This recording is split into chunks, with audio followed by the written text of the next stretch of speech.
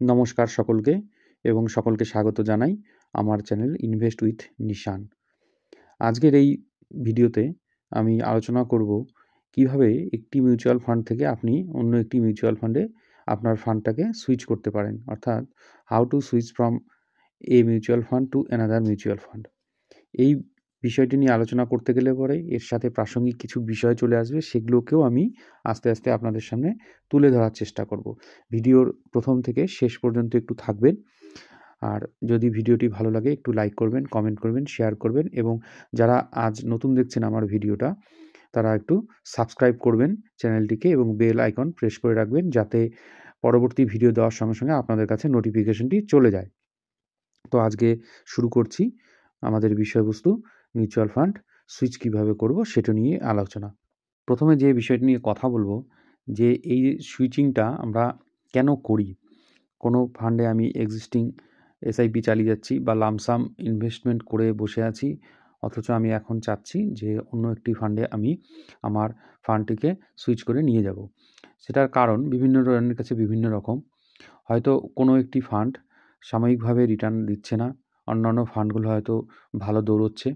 সেই জন্য আপনার হয়তো মনে হতে পারে যে আমার যে ফান্ডে ইনভেস্টমেন্টটা আছে যেটা চলছে না, সেই ফান্ডটা থেকে শিফট করে যে ফান্ডটি চলছে তাতে আমি শিফট করে নতুনভাবে ইনভেস্টমেন্ট চালু করব। আগের ফান্ডটিতে আমি আর ইনভেস্টেড থাকব না। এটি একটি কারণ যেখানে আপনি হাই গ্রোথের আশার আপনি হয়তো সুইচ করতে যাচ্ছেন ফান্ডটিকে। দ্বিতীয়ত আরেকটি বিষয় থাকে, অনেকেই অনেক সময় রেগুলার ফান্ডে ইনভেস্ট করেন, অর্থাৎ ফান্ড হাউস এবং ইনভেস্টর এর মাঝখানে একজন ডিস্ট্রিবিউটর বা এজেন্ট থাকে, যে সিদ্ধান্ত নিয়ে দেয় এবং যে আপনাকে এসআইপি বা লামসাম ইনভেস্ট করতে রেকমেন্ড করে এবং সাহায্য করে, এবং তার ফলে সে কিছু কমিশন পায়, সেখান থেকে একটি আপনিও রিটার্ন পান। সেই ফান্ডগুলো হচ্ছে রেগুলার ফান্ড, যেগুলো হচ্ছে এজেন্টের মারফত বা কোনো ডিস্ট্রিবিউটরের মারফত আপনি ইনভেস্টমেন্ট করে বসে আছেন। এখন সেই যে কমিশন, এটা কিন্তু যদি আপনি দিয়ে থাকেন তার মানে আপনার ওই ফান্ডটিতে অবশ্যই এক্সপেন্স রেশিও একটু বেশি আছে। এবার কি হয়, যখন আপনি নিজে সরাসরি কোনো ফান্ড চুজ করবেন এবং সরাসরি ইনভেস্টমেন্টটা করবেন, তখন কিন্তু এই এক্সপেন্স রেশিওটা দেখা যায় কম। কারণ কি, যখন এজেন্টের মারফত করে থাকেন তখন কিন্তু এজেন্ট একটি কমিশন পায়, সেটির পরিমাণ হয়তো 0.5% থেকে 1% পর্যন্ত অনেক সময় দেখা যায়। এখন যদি আপনি ডাইরেক্ট ইনভেস্ট করেন তখন কিন্তু এই কমিশনটা যখন দিতে হবে না, তখন কিন্তু আপনার যে ইনভেস্টমেন্ট সেখান থেকে এক্সপেন্স রেশিও যেটা, খরচটা যেটা হতো সেটার পরিমাণটা একটু কমে যায়। সেই উদ্দেশ্যে অনেকে যখন রেগুলার ফান্ডে ইনভেস্টেড থাকেন সেখান থেকে আবার ডাইরেক্ট ফান্ডে ইনভেস্টমেন্ট করার জন্য অনেক সময় মিউচুয়াল ফান্ডগুলোকে সুইচ করে থাকে। এবার আরও কিছু কিছু চিন্তাভাবনা থাকে, যেমন যে সেক্টরের ফান্ডে আমি ইনভেস্টেড আছি হয়তো সেই সেক্টরটা আগামীতে চলবে না বা সেই সেক্টরটার সেরকম কোনো ফিউচার্স তিনি দেখতে পারেন না, তখন কি করে ওই সেক্টরের ফান্ডটির থেকে সে শিফট করে অন্য সেক্টরের ফান্ডে চলে যায়।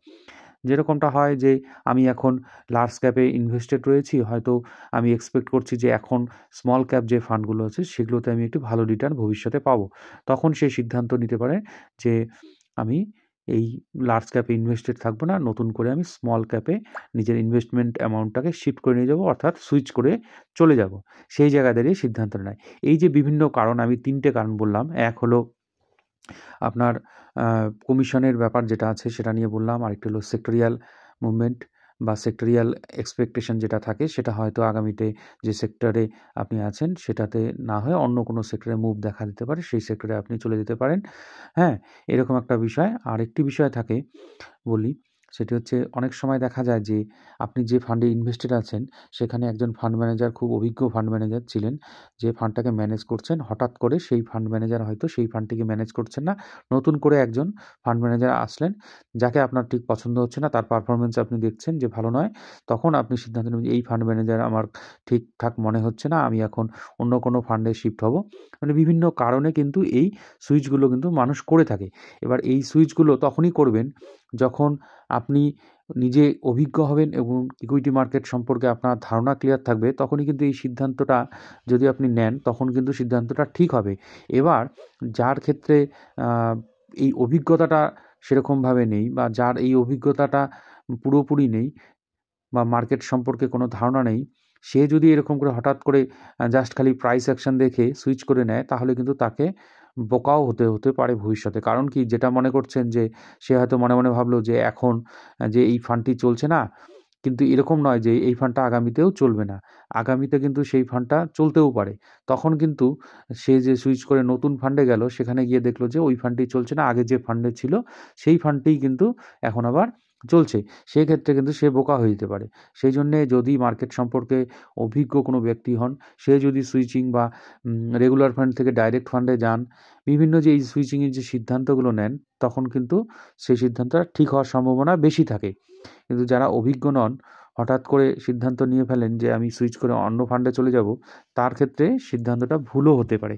আরেকটি বিষয় যে আমি বললাম, রেগুলার ফান্ডে ইনভেস্ট করলে একজন এজেন্ট বা অ্যাডভাইসার বা ডিস্ট্রিবিউটার, যার কাছ থেকে আপনি অ্যাডভাইস নিচ্ছেন এবং হয়তো আপনি কোনোদিনও মিউচুয়াল ফান্ডে আসতেনই না, তার পরামর্শেই হয়তো এসেছেন, হ্যাঁ? এবার তার উপর আপনি বিশ্বাস রাখতে পারছেন না, না রেখে এবং ভাবছেন যে আমি ডাইরেক্ট করলেই লাভবান হব। তখন আপনি যেমন তেমন করে একটি যে কোনো ফান্ডে সুইচ করে গেলেন, দেখলেন সেখানে গিয়ে একটা লস হচ্ছে। পরিষ্কার কথা, যদি আপনার অভিজ্ঞতা না থাকে, নিজের প্রতি ভরসা না থাকে, আপনাকে কিন্তু এই অ্যাডভাইসার বা ডিস্ট্রিবিউটর বলুন আর এজেন্ট বলুন, এদের উপর ভরসা করে ইনভেস্টমেন্ট করাটাই ভালো হবে।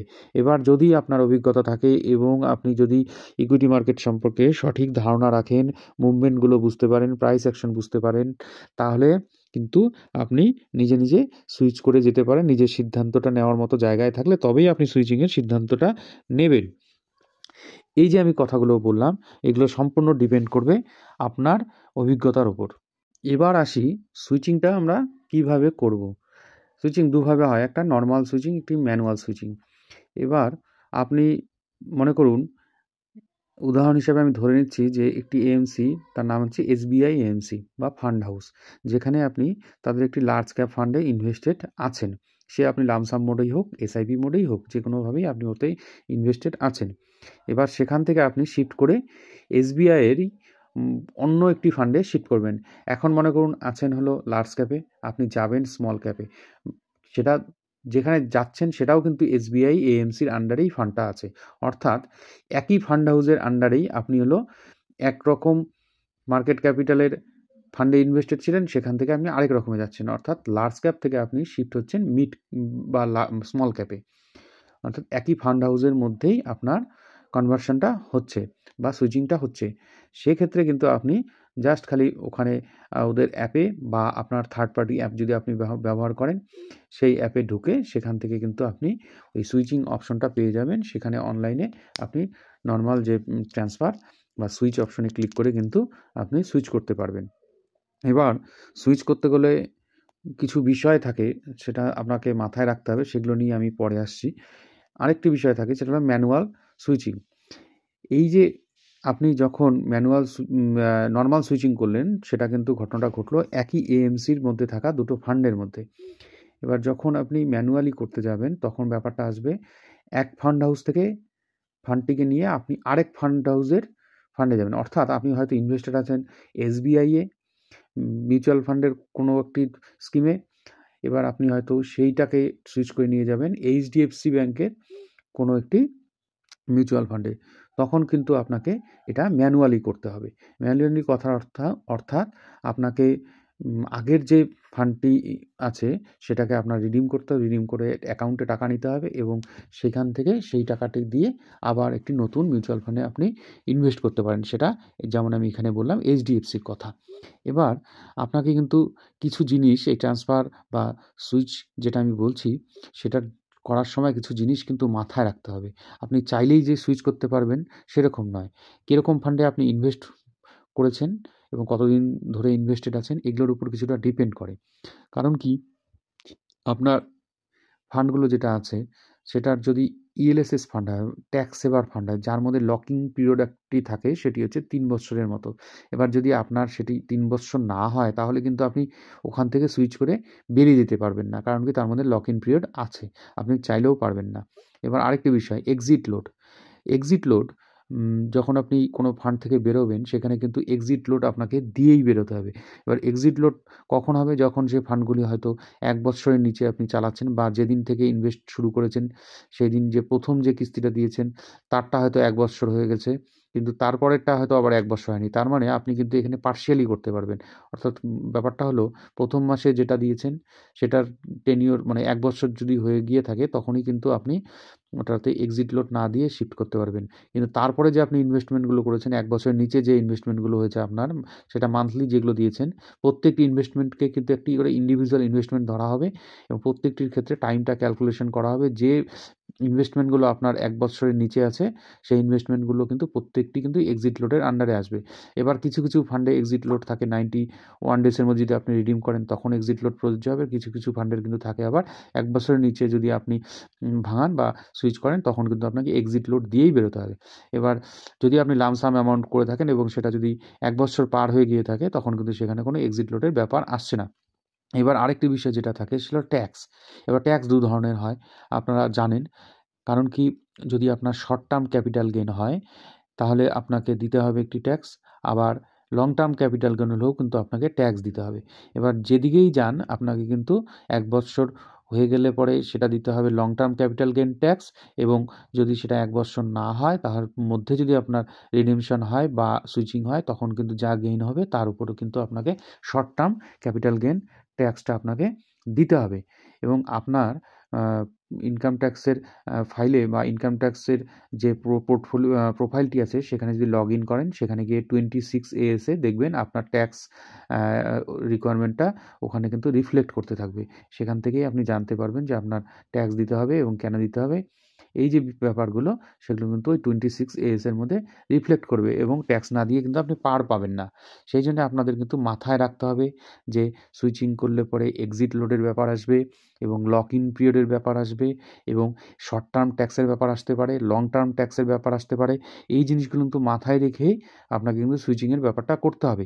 এবার সাধারণত মানুষের মনে একটি প্রশ্ন আসে, যে অনেকেই আমাকে প্রশ্ন করে যে আমি একটি ফান্ড আমি এক এজেন্টের দ্বারা করেছি বা এক ডিস্ট্রিবিউটরের দ্বারা করেছি, যেটি ছিল রেগুলার ফান্ড অর্থাৎ ইনডাইরেক্ট মোডে করা, যেখানে আপনার ওই ডিস্ট্রিবিউটর বা এজেন্ট কিন্তু একটি কমিশন পাচ্ছিল, যার জন্য আপনার রিটার্নের পরিমাণটা কমে আসছিল। এইবার সেখান থেকে আমি ডাইরেক্ট ফান্ডে শিফট করতে চাই।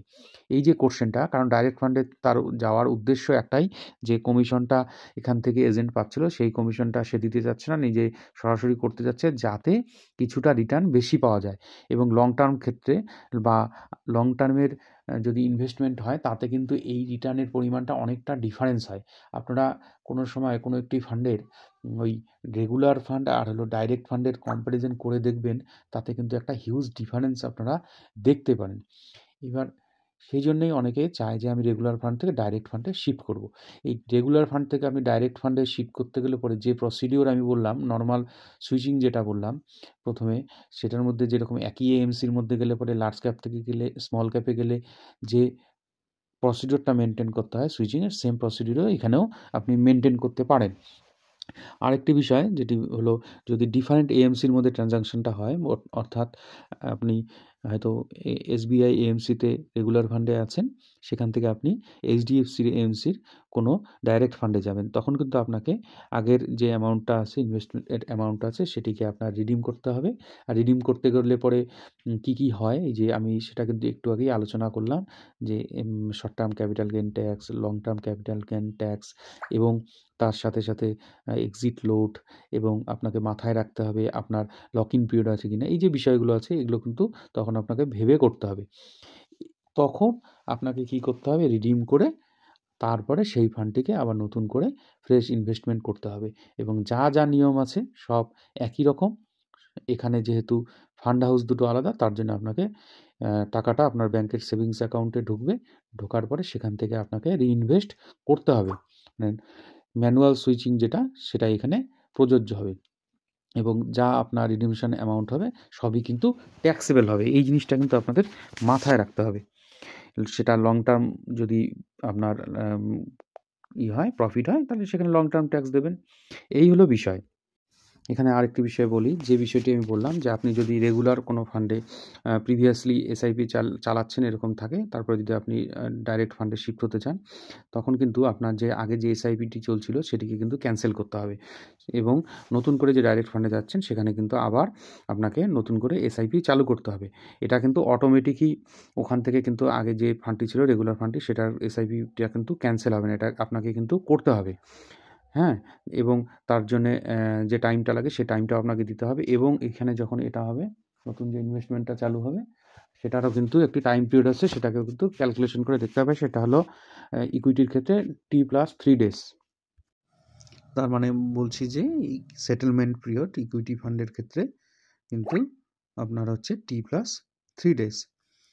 আরেকটি কথা বলি, সেটি হচ্ছে হলো যেদিন আপনি ওখানে সুইচ করবেন সেদিন কিন্তু আপনার যে রেগুলার ফান্ড বা প্রিভিয়াস যে ফান্ডটি আছে সেই দিনের ন্যাব অনুসারেই রিডিম হয়ে যাবে। আর T+3 যে কথাটা বললাম, দিন পরে ওই যে ফান্ডটিতে আপনি নতুন করে ইনভেস্ট করলেন তার যা ন্যাব থাকবে সেই হিসাবে কিন্তু আপনি ইউনিটটা কিন্তু পাবেন। অর্থাৎ আপনি যেদিন সুইচ করলেন সেই দিন আপনার রিডিমশন হলো সেই দিনের ন্যাব অনুসারে, কিন্তু আপনার ইনভেস্টমেন্টটা নতুন করে যেখানে হলো সেটি কিন্তু সেই দিনের ন্যাব অনুসারে হলো না।